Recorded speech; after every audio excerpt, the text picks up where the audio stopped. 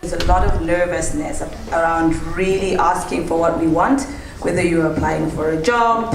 I've interviewed probably 500 plus people in my career, and the worst answer I've received comes from women on when you ask for salary expectation. The worst answer has been anything. And it just breaks my heart, because then the next candidate is a guy who's very clear about what they want. They have a number already prepared and they're very confident about asking for it, right? The middle answer that I've received when it comes to what would you like as a salary is, what are you offering? And women feel that that's a very good answer. This is like a middle average answer. I think it's important whenever you are presented with an opportunity to ask for money, whether it's funding or pitching, or even a salary, that you've got a number to talk to, you know? And it doesn't mean that you get excluded because of your number. It means you've got a point for having a conversation next. So I'm Lelemba Phiri. I'm an angel investor. I'm focused on investing in women's businesses. This matters to me because I feel like there's such a big gap for women, particularly when it comes to funding early stage businesses. And so you find that a lot of the women's businesses end up as really subsistent and really small, just enough to kind of get by month to month and not enough to grow, even though there is high potential for them to grow. And so it's an exciting space for me, and it's also been quite an eye-opener just seeing the challenges, and that it's more than just money. There's a lot of emotional stuff around being able to really get funding. And like Holly said, it's a man's world. Even in finance, it's a man's world. And so how do we create this space as women and equip ourselves really well that when you are presented with an opportunity, you really can take it when you can. So I'm going to share 4 tips around how to get funding and really slay whilst you're doing it. I don't think we have to pretend to be men in order to be successful in business. We can still be women and still be successful. So I'm going to share 4 tips around how to pitch for funding and really still slay whilst you're doing so. The first tip is preparation. Preparation, preparation, preparation. Preparation is your best friend. That's my best friend. We've been best friends for 24 years. We've been together through the ups and downs, and we're each other's cheerleaders. She lives in Zambia, I live here. We talk every day, thank God for technology. And so when you're thinking about how to really get what you want when it comes to either getting a pitch for financing, and I'll speak even to the people who are looking for jobs because this matters, is that you really need to be prepared. And 3 things that you have to keep in mind. Please take out your phones or notes and papers because these are important. Know who the person you're going to pitch to is. What do they stand for? What does the organization stand for? Sometimes you might be presenting about, oh, my business is going to be so profitable, and what really matters to the funder is impact. They want to see what impact would you have in your community. So you need to do some research. Sometimes we're looking for a job and you've got no idea what the company is about. I've had people come into an interview and say, so what did you like about the job? Like, what attracted you to the business?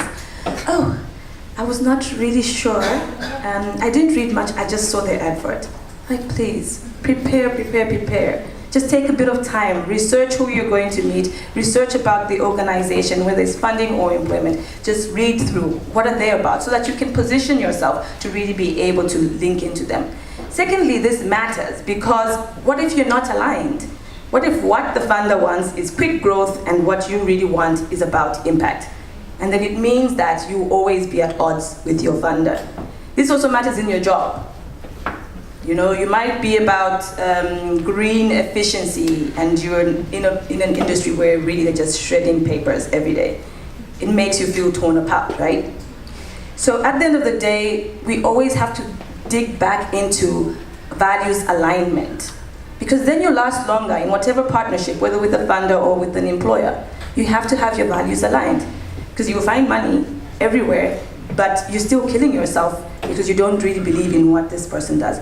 So really do some preparation. Think through, who are these people that I'm going to meet, so you can align yourself to them and see if they're actually aligned to you as well.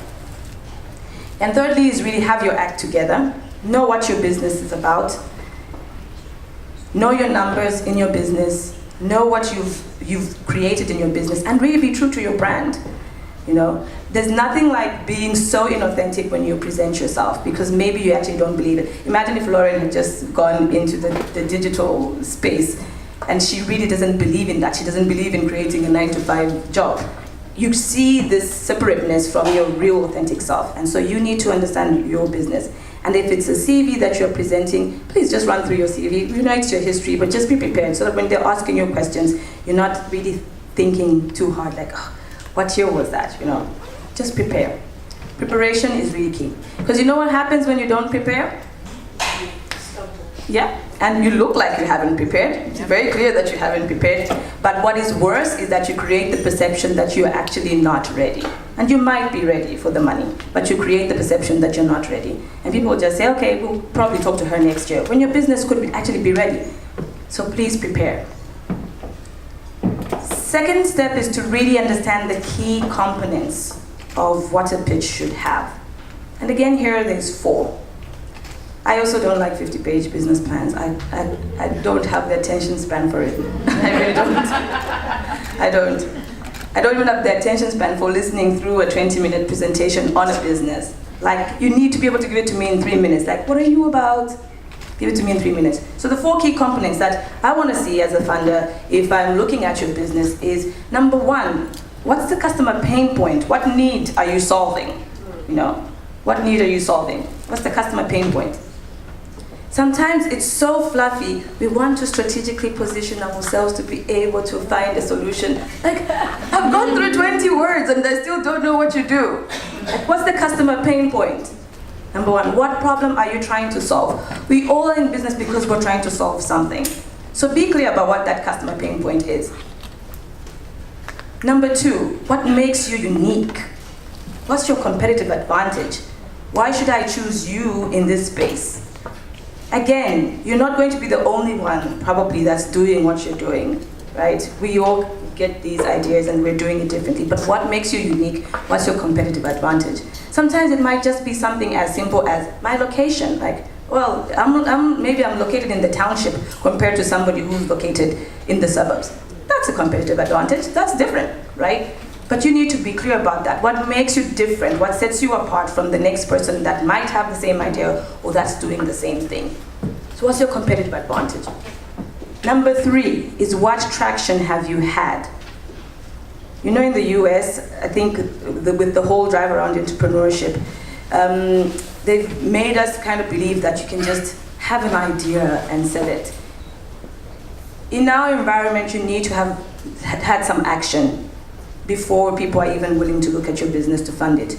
So what traction have you had? And traction means, it might be, have you sold any of your products? Do you even have a product to sell? Because sometimes people are so stuck in this pitching thing, just pitching like, where's the product? Like, oh yeah, it's still being made. You know, what's the traction? Do you have a team? It matters that when we're looking at your business, you're not a solo player, right?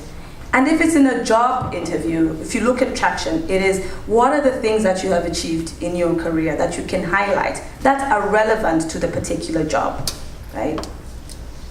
And sometimes I think we underplay ourselves as women because we're stuck in thinking that traction and value are only based on my education and my work experience. That's limiting ourselves. Sometimes even your background plays a role. What you look like plays a role. You need to bring your whole self to the table when you're looking for something, when you're looking for a job, when you're looking for pitching. Find all of those unique things that you can present to say, this is what I'm bringing to the table. And then your funder will be interesting. Sometimes I've had women come for an interview and they just kind of highlight, oh, I went to school for this and did that and this is the job. And the man walks in for an interview and he feels it's important to tell me, like, on weekends I surf. That's great. That makes the person interesting. Or I have 12 birds at home. Okay. So somebody might hook into that conversation, like, oh, what kind of birds? One of my former CFOs was like a bird watcher. So just saying I have birds might actually interest the person that's interviewing you. So bring your whole self to the table. What interesting things can you bring forward? Even as a funder, I want to know that not about this particular product, that you are a human being. Because we actually fund people, not businesses, at the end of the day. People connect to people. I might really believe in your business, but I'll believe in your business because I'm seeing the passion that's coming through you. Not just because of what's on paper, because anybody else can have the same idea. But I want to be able to believe in you as a person. And to be able to do that, we need to create a trust base. So give me as much about yourself as possible so I can hook onto something. So what's the traction? Do you have a team behind you? Have you sold something to your customers? Do you have any feedback that you can learn from for the next step of your business, right? Those are the key components. And fourth component on a pitch is show me the money. Have you sold anything? How are you selling it? Like, sometimes I ask even simple questions like, what is the actual business model? What are you selling and to whom? You need to be clear about what you're selling. Like Holly said, with Cosmo, it's content. And you might think, is it events? Is it digital? Is it platform? Those are channels, but the product itself is content, right? So you need to be clear about what is it that I'm selling. And 2, know the amount of money that you want. Same as when you're interviewing for a job and they ask you the salary question. It's exactly the same thing when it comes to pitching. How much do you actually want? I feel a lot more confident when somebody has got a figure than anything between 10 and 70. So let's go for 5 then, right? Because it's just feeling like you're just shooting in the sky. Know the amount that you want and know where you're going to put it when it's given to you. Because that's going to be my next question. Okay, so if I gave you 50, where would you put it? Whew. I was thinking maybe or something like, be clear, what is it going to go to? I want you to be confident, say, it's going to marketing, 20% is going to marketing, 10% is going to increasing our team numbers, 30% is going to product development. Just be clear, how much do you want and where are you taking it? You know, it gives your funders a lot more confidence in you. Those are the key components. So a little wrap up on the components is, what is the pain points that you are solving? What's your competitive advantage? What makes you different from the others? What traction have you created? And show me the money. How much do you want? How much have you already made? And where are you going to put the money? And then we move to digging into your inner queen before you present. This is important.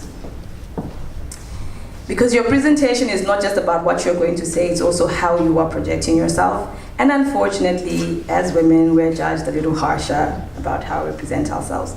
So if we're feeling timid, we might be judged for just feeling timid. And sometimes the same qualities that we are showing are judged differently. Like a man might be said to be confident and a woman is said to be aggressive, same quality, you know. So dig into your inner queen. A number of things that can just help to boost your confidence before you go to present or before you meet somebody for an interview is to really think about 20 and write them down. 20 to 50 things that make you unique. Just you as a person.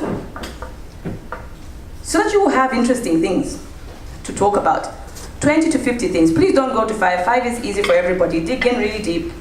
This is what makes it turn internally, to know that I am different and I've got something to bring. 20 to 50 things. And it doesn't have to be big things. If you've got 1,000 degrees, wonderful, that's great. But also think about your unique characteristics. When I was growing up, for example, even the things that you perceive might be negative. When I was growing up, for example, I was always told how loud I was and how unladylike it is to be loud. Like, we can hear you from the next room. And I'm thinking I'm having a conversation and they could hear me in the next room. But I grew up and I started public speaking. And you know what happens? Even when I don't have a microphone, you'll still be able to hear me. So how do you take even those things which have plagued you as perceived negatives and really bring that up to how it can build you? It's wonderful. Like, I don't worry when I'm speaking anywhere and the microphones are not working. I'm like, we'll be fine. They'll hear me in the back, right? So list all of those things that make you unique. My husband has got big eyes. When he was growing up, he was always teased about them, like, oh, your eyes are big. But they're so gorgeous now. I'm like, oh, Jesus, sexy eyes, you know? So turn even the negatives around to work for you. 20 to 50 things that make you unique and make you stand up. Another step in really digging into your queen is find your zen. What is the thing that can boost your energy before you meet an interviewer, before you meet a funder? What are the things? For me, it's simple things, I'll tell you. Red lipstick, for example, just makes me happy all the time. High heels make me happy. And something Afrocentric. It just makes me feel like I'm supported by all these warrior African women, you know. So find those little things. Sometimes it's props, sometimes it's external props. My best friend has to wear really nice lingerie when she goes for an interview. Then she feels like she's really confident. It's inside, nobody can see, but it just makes her feel special, right? So what are those little things, these little props, or these little rituals that will make you feel more confident? For some people, it's go for a run before you meet the person that you're going to present to. Or meditate, say a prayer. Find those things that work for you and make sure that you get into your queen zen state before you're getting in there. Sometimes you're late for an interview and you're completely flustered. But when you've got one of those little rituals, like it can help you just dig in and really calm your energy, you know.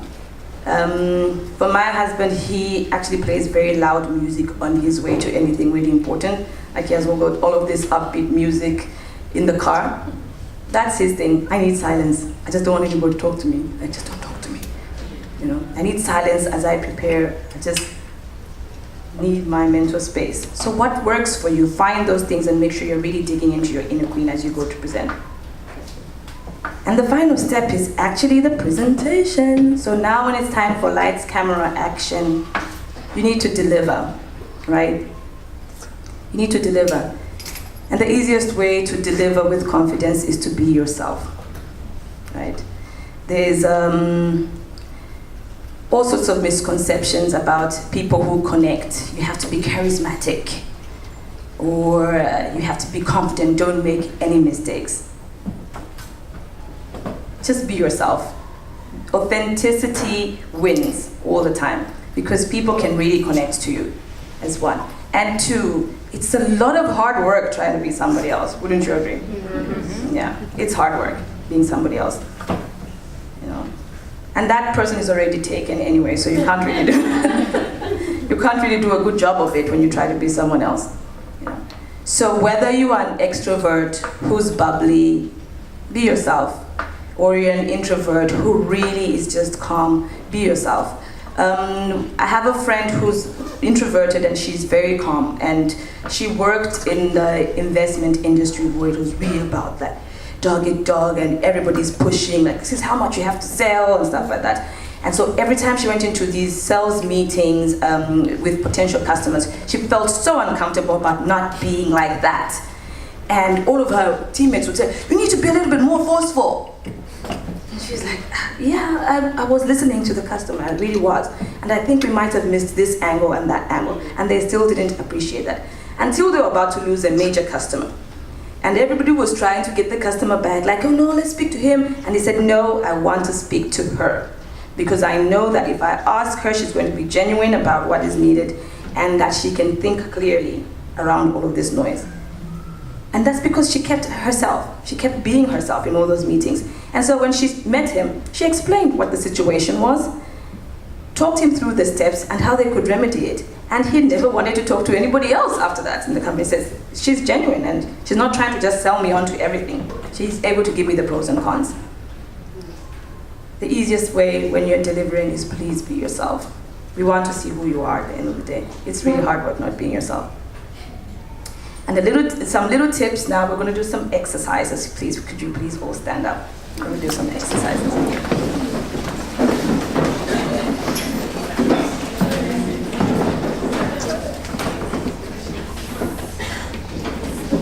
So 3 quick tips about actually presenting in front of people, okay? We'll do 1 voice, 1 posture, and 1 movement exercise, okay? So for voice, a number of things. You don't want to sound nasal.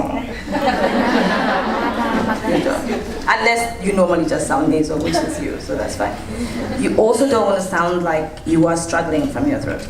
So a few key things before you get up to present, just do some breathing, some deep breathing exercise, and So let's put your hand on your tummy and let's have a big deep breath in and out.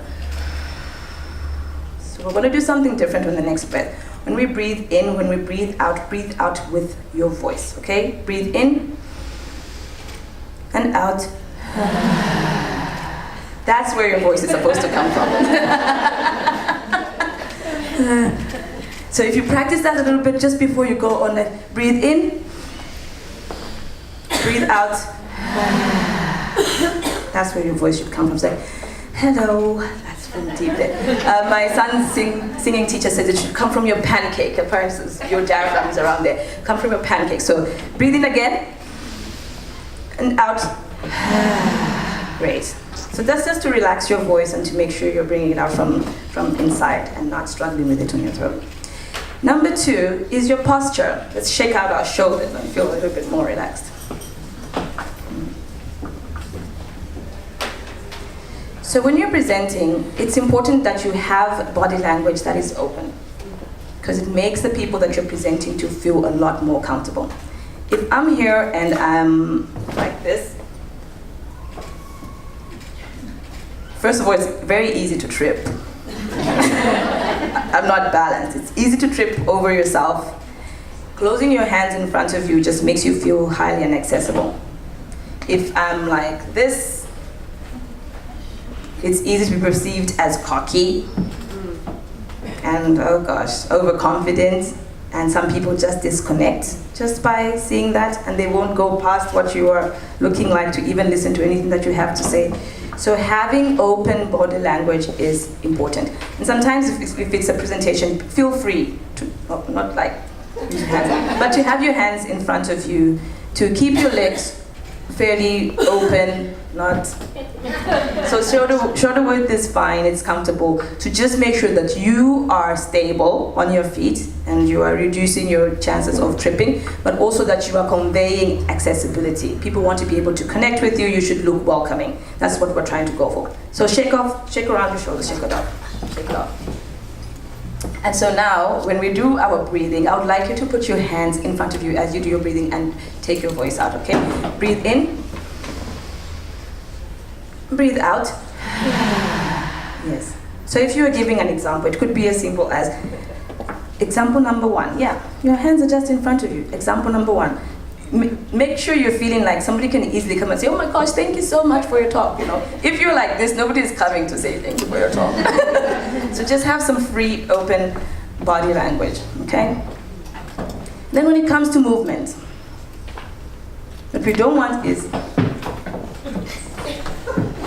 fidgety movement. It unnerves the people that you're presenting to when you're like all over and really, if you look uncomfortable, everybody will be uncomfortable, right? So what we are looking for is like slow, rhythmic motion. It's fine to use all of the stage because it makes the person on that side feel like I'm talking to them and the person on the other side feel like I'm talking to them. And it matters that within your conversation you can stop and really connect to some people who are in the audience. If it's a big conference room that you really can't see the people, pick 3 points. 1 point over there that you can look at, 1 point over here and 1 point over there, because it makes people feel like everybody's covered and that you're connected. So just some really slow movement. Let's practice. We're going to take where you feel steps this way, nice and it can be slowly. So 1, 2, 3, stop.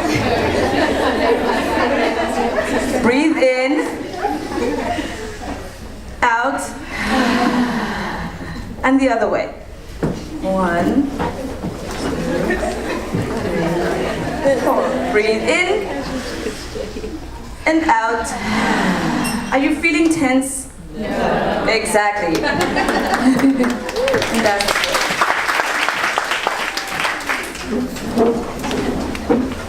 And that's how your presentation should be. Don't feel tense. It's really about us trying to get to know you.